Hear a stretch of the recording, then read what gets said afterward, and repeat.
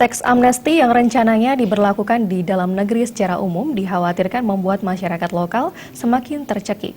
Hal ini disebabkan karena ada sejumlah aset seperti tanah warisan dengan nilai tinggi, namun kepemilikannya masih dalam sebuah keluarga akan memberatkan jika dikenai pajak tinggi.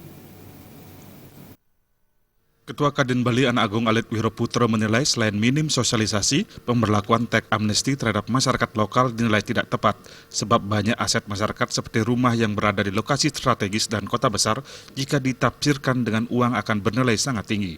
Namun persoalannya jika pemilik rumah bekerja dengan penghasilan pas-pasan, apakah juga harus dilaporkan dan dikenakan pajak?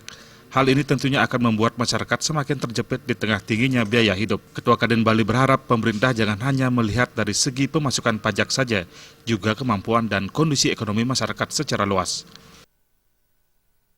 Seharusnya memang undang-undang itu harus diuji coba dulu, disosialisasikan dulu, kemudian diuji coba dulu, kemudian bagaimana tanggapan masyarakat.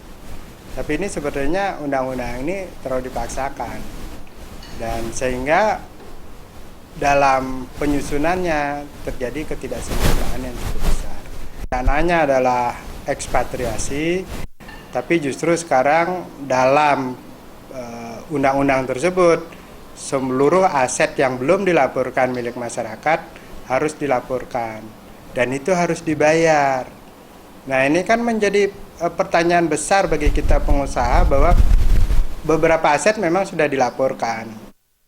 Ketua Kadin berharap sebelum memberlakukan kebijakan ini, pemerintah diharapkan melakukan kajian dan terhadap dampak ekonomi ke depan di tengah pertumbuhan ekonomi yang belum merata. Terima Jadan Riasa Bali TV.